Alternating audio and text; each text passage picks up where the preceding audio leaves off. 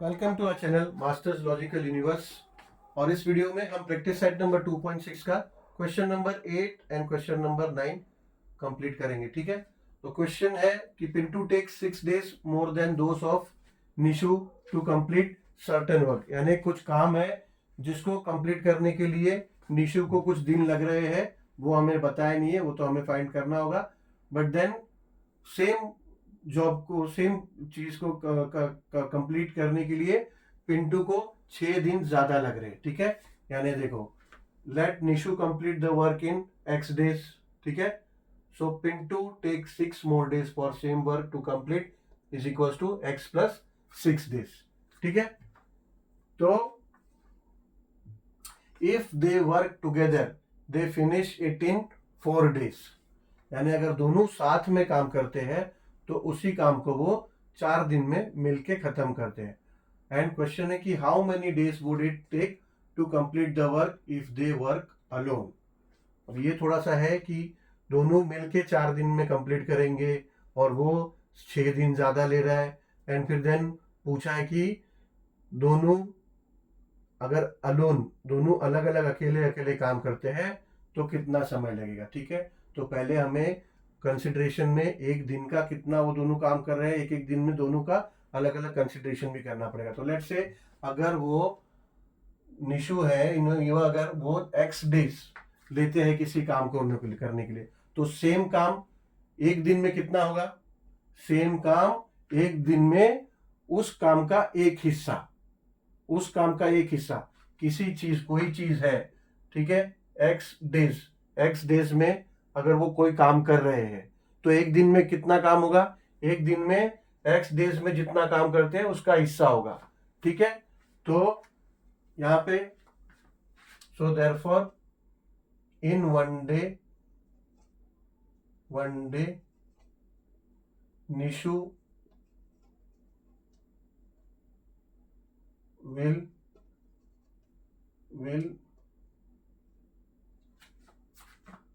do 1/x part of the work। ठीक है, जो जितना x डे में कंप्लीट कर सकते हैं उतना उसका एक हिस्सा ही एक दिन में कंप्लीट होगा। ठीक है, and in one day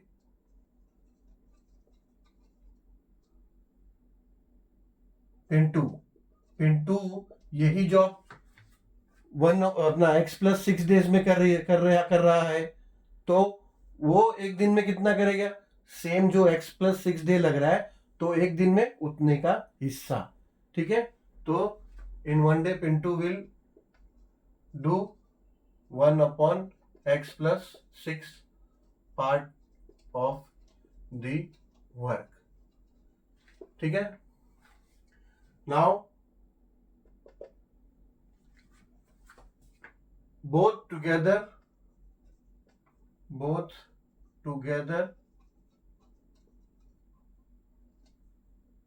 finish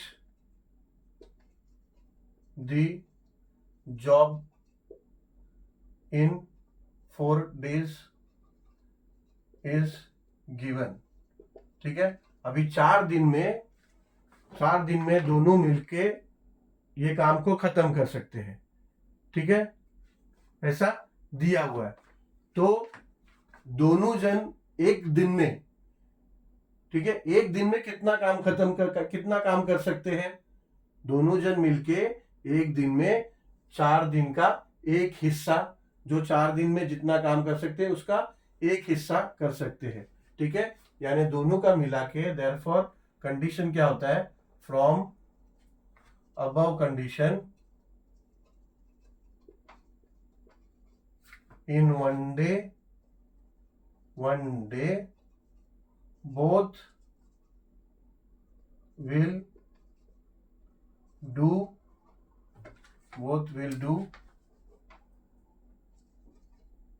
1/x plus 1/x+6 is equals to 1/4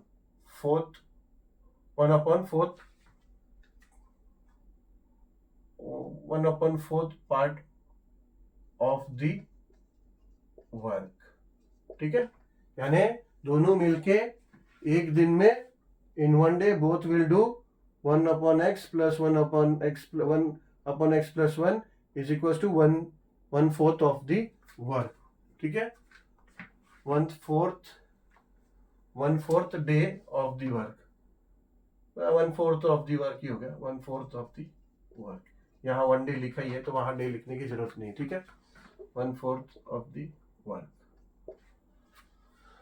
ठीक है, तो ये हमारा इक्वेशन आ गया। अब इसको क्वाड्रेटिक इक्वेशन फॉर्म में हमें लाना होगा। सो इसको क्रॉस मल्टीप्लिकेशन हो जाएगा, ये हो जाएगा cross multiplication x plus 1 x plus 6 into 1 हो जाएगा x प्लस 6 प्लस ये x इंटू 1 हो जाएगा x अपॉन नीचे दोनों मल्टीप्लाई होगा x into x plus 6 is equals to 1/4। ये इक्वेशन हुआ। अब ये हो जाएगा therefore 2x plus 6 x plus x और 6 2x प्लस 6 हो जाएगा, नीचे हो जाएगा x square plus 6x equals to 1/4। So therefore ये 4 यहाँ आ जाएगा, हो जाएगा 4 into 2x plus 6 is equals to ये यहाँ ले लो, हो जाएगा x स्क्वायर प्लस 6x। ठीक है, अब इसको मल्टीप्लाई कर लो, हो जाएगा 8x plus 6 4 24 is equals to x square plus 6x। ठीक है,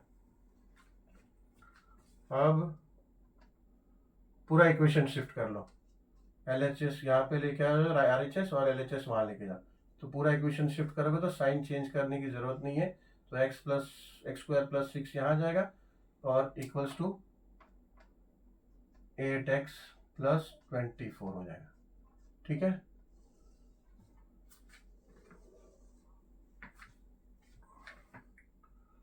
अब क्या करेंगे, अब जो RHS में है उसको यहाँ ले लेते हैं, क्वाड्रेटिक इक्वेशन का फॉर्म में हमें लाना है इक्वेशन को। तो हो जाएगा 8x square plus 6x minus 8x is equals to 24। ठीक है, अब ये x square 6x minus 8x हो जाएगा माइनस 2x इक्वल्स टू 24। ये अभी आया नहीं क्वाड्रेटिक इक्वेशन में, ये 24 को भी यहाँ ले लेते हैं, x square minus 2x minus 24 is equals to 0। अब आया क्वाड्रेटिक इक्वेशन के फॉर्म में। ठीक है, अब हमें फैक्टराइजेशन मेथड यूज करना है और आगे सॉल्व करके x का वैल्यू निकालना है। ठीक है, 24 को ऐसा दो फैक्टर चाहिए, मल्टीप्लाई करके 25 आए और एडिशन सब्ट्रैक्शन करके -2 आए, तो 6 and 4, बट -24 और -2 चाहिए। तो -6 इंटू 4 हो जाएगा -24 और -6 प्लस 4 हो जाएगा -2। Yes, so we can write this as x square minus 6x plus 4x minus 24 is equals to 0। so therefore x common ले लिया तो x minus 6 plus 4 कॉमन लिया तो x minus 6 is equals to 0। now x minus 6 common लिया तो हो जाएगा x plus 4 is equals to 0। ठीक है, अब दो टर्म अगर मल्टीप्लीकेशन दो टर्म का अगर 0 है then any one could be 0। ठीक है ना, अगर कोई एक 0 है तभी उसका मल्टीप्लीकेशन 0 आ रहा है, सो वो लिखना पड़ेगा वो। ठीक है, मैं नहीं लिख रहा हूँ, ऑब्वियसली आप वो नोट करो कि if multiplication of two term is 0 then any one is 0। So that's why we can write this as x minus 6 और यहाँ फैक्टराइजेशन मेथड यूज करने से पहले कोई भी जो भी मेथड, आप और भी दो मेथड है कोई भी यूज कर सकते हैं। क्वाड्रेटिक इक्वेशन फॉर्म में आ गया, ठीक है, एक बार आपने इक्वेशन का फॉर्म में लाया, उसके बाद 3 मेथड है, कोई भी यूज कर सकते हैं, but then you need to specified that using factorization method using so and so method. ठीक है, चलो अब यहाँ पे लिखना पड़ेगा कि any one as multiplication of two number is 0 then any one number may be 0। So therefore x minus 6 is equals to 0 और x plus 4 is equals to 0। so therefore x is equals to -6 और x is equals to ये -6 नहीं है, -6 इधर आया तो +6 हो गया और x is equals to 4 -4। ठीक है, +4 है, वहां आया तो -4 हो गया। so we can write that x is equals to 6 और -4। अगर -4 पॉसिबल नहीं है बिकॉज वर्क डन शुड अगर कुछ काम हुआ है तो कुछ ना कुछ और समय तो लगेगा ही। So therefore days can not be in negative, ठीक है, number of days. So but number of days can not be negative, ठीक है। देयरफॉर आंसर, देयरफॉर निशु का एक्स डेज था ना, therefore Nishu completes the work in 6 days and Pintu will complete same work in x plus 6 is equals to 6 plus 6 is equals to 12 days, ठीक है। तो ये answer हो गया हमारा, ठीक है। चलो आप क्वेश्चन नंबर 9 पे चलते हैं। चलो क्वेश्चन नंबर 9 सॉल्व करते हैं। If 460 is divided by a natural number, quotient is 6 more than 5 times the divisor and remainder is 1, find the quotient and divisor, ठीक है। ये देखो ये कैसे सॉल्व होगा। पहले तो जो दिया है उसको हम डिस्कस करेंगे तो कुछ समझ में नहीं आएगा, ठीक है। पहले जो दिया है उसको नोट करते हैं, ठीक है। अब दिया है हमें 460 is divided by natural number, quotient is 6 more then 5 times the divisor, यानी और पूछा है find the quotient and divisor, ठीक है। अभी डिवाइजर देखो, डिवाइजर के लिए क्या बोला है कि quotient is 6 more then 5 times the divisor. तो हम क्या करेंगे, लेट दी डिवाइजर, क्योंकि पहले डिवाइजर कंसिडर करेंगे तब तो हम बोलेंगे क्वोशंट कितना है। So let the divisor be x, ठीक है। डिवाइजर को हमने एक्स ले लिया। So now we can say that quotient is 6 more than the 5 times the divisor. So therefore quotient is equals to 6 more than, यानी 6 plus more than the 5 times the divisor, यानी 5 times the divisor। Divisor क्या consider किया है, x, तो 5 times the divisor यानी 5x, तो 6 more than the divisor, 5 times the divisor, तो 6 plus 5x या फिर 5x plus 6 दोनों भी इज ओके, ठीक है। तो 6 plus 5x is your quotient. Now divide 460 is the dividend, ठीक है। ये डिवाइडेड लिख दिया है। सो नो, बराबर है, 460 is divided by natural number. So अगर 460 डिवाइड बाय नेचुरल नंबर हुआ है, डिवाइड हुआ है किसी से 460, सो 460 इज द डिविडेंड, ठीक है। So therefore 460 is divided by natural number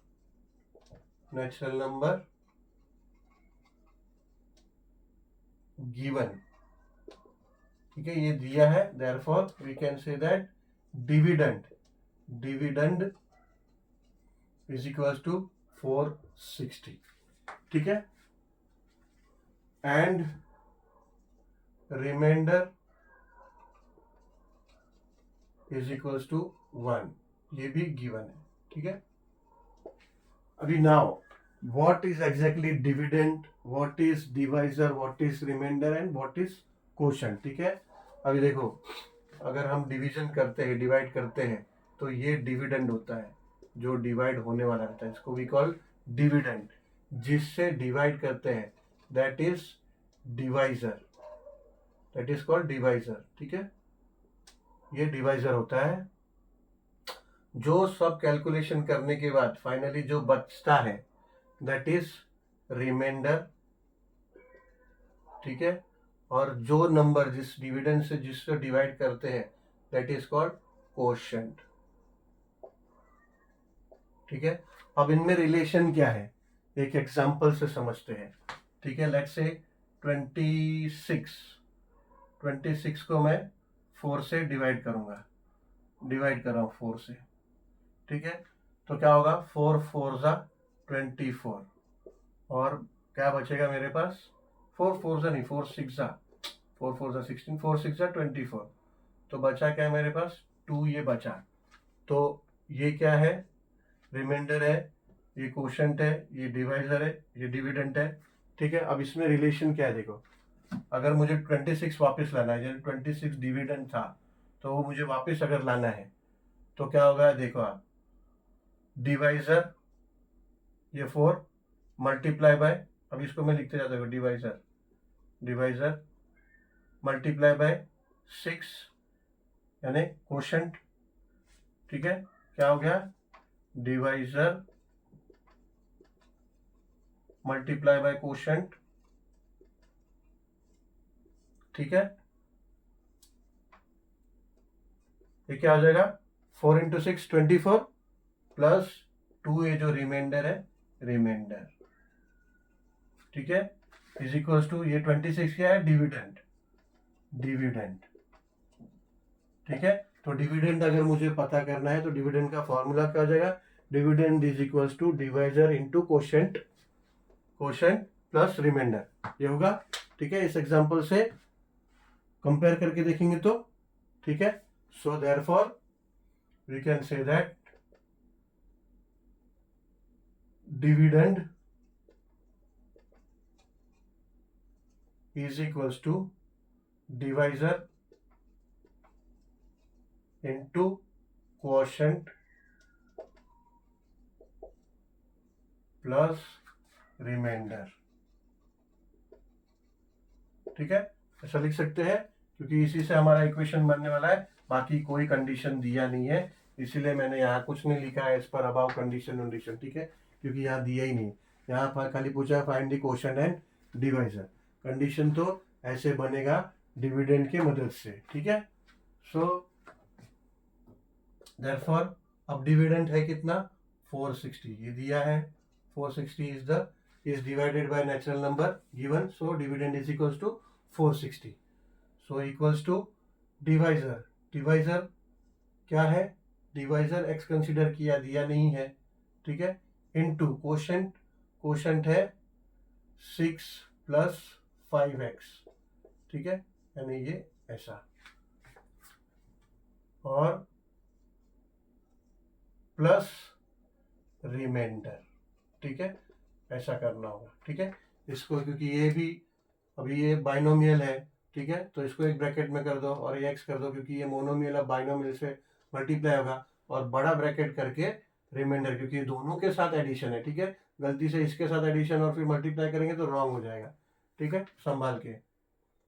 actually दो ब्रैकेट की जरूरत तब नहीं होती अगर ये मोनोमियल होता तो, लेकिन ये भी बाइनोमियल है तो पहले इसको मल्टीप्लाई करना है, इसलिए दो ब्रैकेट और फिर एक बड़ा ब्रैकेट लगाओ, आपकी सुविधा के लिए आपको जैसा लगे, पर इसको अलग रखो क्योंकि इस एडिशन ये सबका है, सिर्फ इसका एडिशन नहीं है, ठीक है।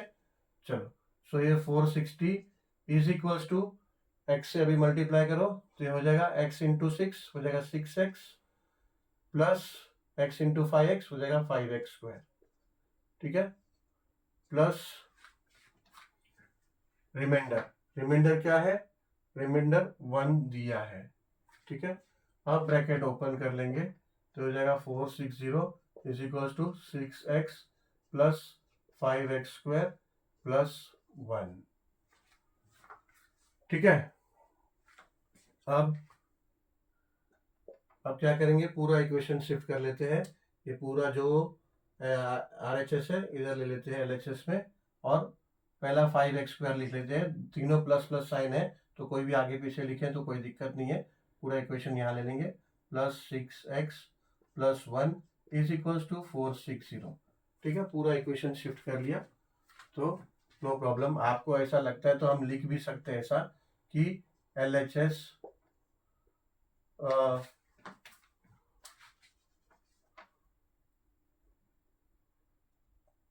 whole equation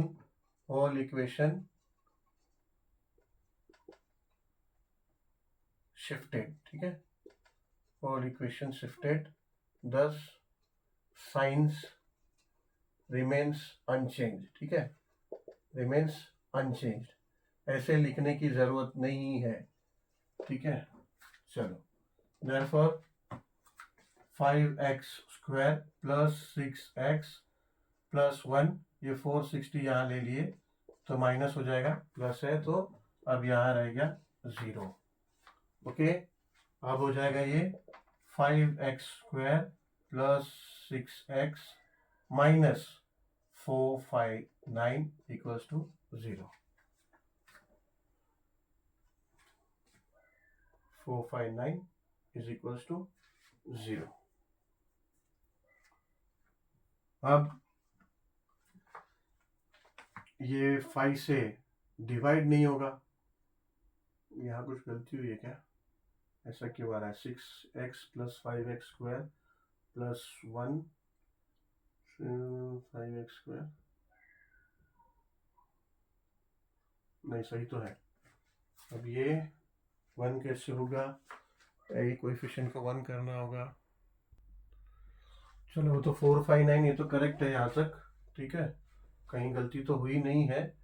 तो इसमें कैसा नॉर्मली हमें कहा गया है इस चैप्टर में कि ये अगर क्वाड्रेटिक इक्वेशन के फॉर्म में आ जाता है तो कोएफिशिएंट ए को 1 कर लेने का, ताकि आसान हो जाए, ठीक है, इक्वेशन सॉल्व करना। बट देन यहाँ पे पॉसिबल नहीं है, बिकॉज अगर 5 से डिवाइड करेंगे, 5 से डिवाइड करेंगे तो ये तो x हो जाएगा, बट यहाँ पे हमारा फ्रैक्शन में आ जाएगा, तो वो और लेंथी और डिफिकल्ट हो जाएगा, ठीक है। तो ऐसे ही हम लोग क्वाड्रेटिक इक्वेशन को सॉल्व करने की कोशिश करते हैं बाय फैक्टराइजेशन, ठीक है। अभी 459 इंटू 5, 459 इंटू 5 क्या हो जाएगा, ठीक है। ये इंटू, एक्चुअली क्वाड्रेटिक इक्वेशन में हम लोग करते क्या है, c इंटू ए करते हैं, c इंटू ए जो आता है उसका फैक्टर हम b के साथ कंसिडर करके हम लोग फाइंड आउट करते हैं ना। तो अभी c इंटू ए देखते हैं हमारा क्या है, 5 9 जा 45, 5 5 जा 25 एंड 4 29, 5 4 जा 20 एंड 2 20 और 2 22, 5 9 जा 45, 5 5 जा 25, 4 29, 2 और 9, 5 4 जा 20 और 2 22, यानी 2299, 2299 का हमको फैक्टर चाहिए, ठीक है। तो 2299 का फैक्टर ऐसे नहीं निकाल पाएंगे, हम फैक्टराइज करते हैं इसको, ठीक है, ऐसा फैक्टराइज करते हैं 2299। तो 2 के टेबल से जाएगा नहीं, 3 के टेबल से जाएगा, 3 4 5 9, 5 जा 5 9 जा 45, 5 5 जा 25 एंड 4 29, 5 4 जा 20 और 2 ये 25 है ना, वही तो मैं सोच रहा हूँ 29 कहाँ से लिया, 5 9 जा 45 है, तो ये 2295 होगा। 2295 3 के टेबल से जाएगा क्या, 3 7 जा 119, 3 6 जा 18, यस जाएगा, 3 7 जा 21 198, 3 6 जा 18 18 और वो 765, 765 3 के टेबल से फिर जाएगा क्या, 3 3 2 जा 6, 3 2 जा 6 and 1, 3 5 जा 15 and 1 3 5 जा 15, अब ये फिर 3 आ गया, अब 3 के टेबल से जाएगा, यस जाएगा, 3 3 3 3 3 3 8 जा 24, 3 8 जा 24, 1 गया, 3 5 जा, ठीक है। अब 3 से जाएगा नहीं जाएगा, अब 5 से जाएगा, 5 1 जा 5, 5 7 जा एंड 17 प्राइम नंबर है, 17 1 जा, ठीक है, ऐसा हो गया। अभी हम ऐसा नंबर ढूंढते हैं, ठीक है, ऐसा नंबर ढूंढते हैं जो मल्टीप्लाई करने पे 2275 आए और एडिशन सब्ट्रैक्शन करने पे प्लस 6x आए, ठीक है, प्लस 6x और ये माइनस 2295 आए, ठीक है। तो इसको देखो, हम 6x चाहिए, 6x चाहिए तो 17 3 जा क्या हो जाएगा 51 एंड 5 3 जा 15 एंड 15 3 जा 45, 45 यानी 51 और 45, 51 और 45 होता है 2295, ठीक है। 51 और 45 होता है, मल्टीप्लाई करेंगे तो 2295, ठीक है। ये फैक्टर्स निकाला ना हमने, तो 51 और 45 को मल्टीप्लाई करेंगे तो -2295 आएगा, बट देन वी नीड +6, तो +6 के लिए -25 45 51 और +51 एंड -45, इसको मल्टीप्लाई करेंगे तो -2295 होगा, और इसको सब्ट्रैक्ट करेंगे तो 6x होगा, ठीक है। So we can write this as 5x² + 51x -45x -459 is equals to 0, ठीक है। अब ये 5 कॉमन ले लेंगे तो हो जाएगा 5x कॉमन लेंगे, सॉरी 5x कॉमन आएगा तो अंदर बच जाएगा x प्लस सॉरी 45 को पहले शिफ्ट करना होगा, बिकॉज 51 में से कुछ कॉमन निकलेगा ही नहीं 5 में के साथ में, ठीक है। तो इसको शिफ्ट करेंगे, ये हो जाएगा 50x² -45x को यहाँ ले लेंगे और प्लस 51x को यहाँ ले लेंगे, -459 इज इक्वल टू 0, ठीक है। अब 5x कॉमन आ जाएगा तो अंदर बच जाएगा x -9 प्लस यहाँ से 51 कॉमन आ जाएगा, अंदर बचेगा x और -9 ही आना चाहिए, ठीक है, क्योंकि ये क्वेश्चन बना ही ऐसा 51 × 9 459 होना चाहिए, ठीक है। 51 × 9 9 1 = 9 एंड 9 5 = 45, ठीक है, 4059। तो 51 अगर कॉमन आया तो अंदर बच गया 9 इज इक्वल टू 0, ठीक है। अब ये मैं मिटा देता हूँ क्योंकि यहाँ का स्पेस यूज करना है, ये होप सो आप लोग ने कॉपी कर लिया होगा ये।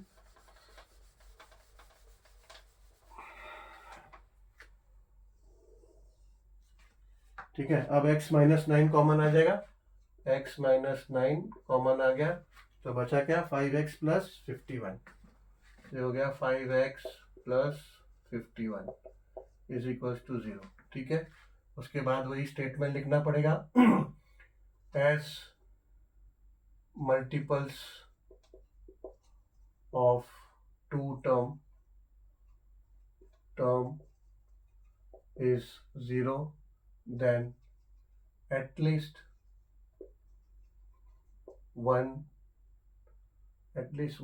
term is 0, ठीक है। इसका मतलब अगर 2 टर्म का मल्टीपल 0 है तो एटलीस्ट एक टर्म 0 है, so therefore we can write that x -9 is equal to 0 और 5x + 51 इज इक्वल टू 0, ठीक है।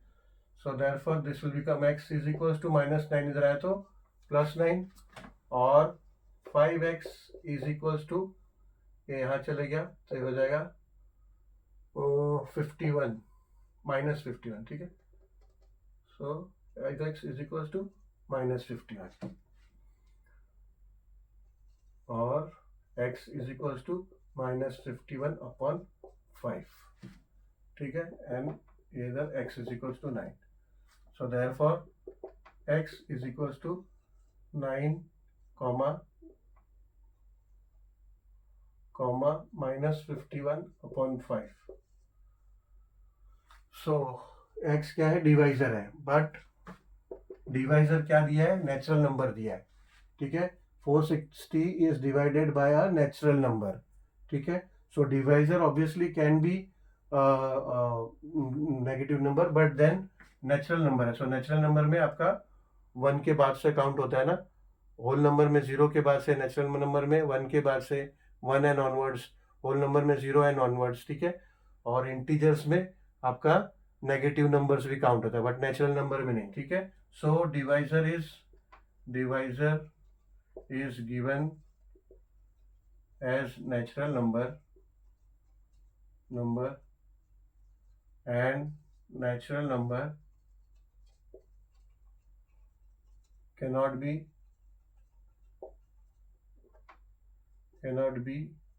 negative, therefore divisor is 9, therefore divisor is 9, ठीक है। And find the quotient and divisor दोनों बोला था, तो कोशेंट हमें क्या दिया था, 6 + 6 more then 5 times the divisor, ठीक है ना। तो कोशेंट क्या है 6, सो ये हो गया हमारा answer, divisor and quotient, therefore quotient is equals to 6 + 5x is equals to 6 + 5 × 9 is equals to 6 + 5 × 9 क्या हो गया 45 इज इक्वल्स टू 51, ठीक है। तो कोशेंट हमारा आया 51 एंड डिवाइजर इज 9, ठीक है। चलो चलो तो इस वीडियो को यहीं पे एंड करते हैं and meet you all soon with the next video with question number 9, ठीक है। Thank you for watching this video. चलो बाय।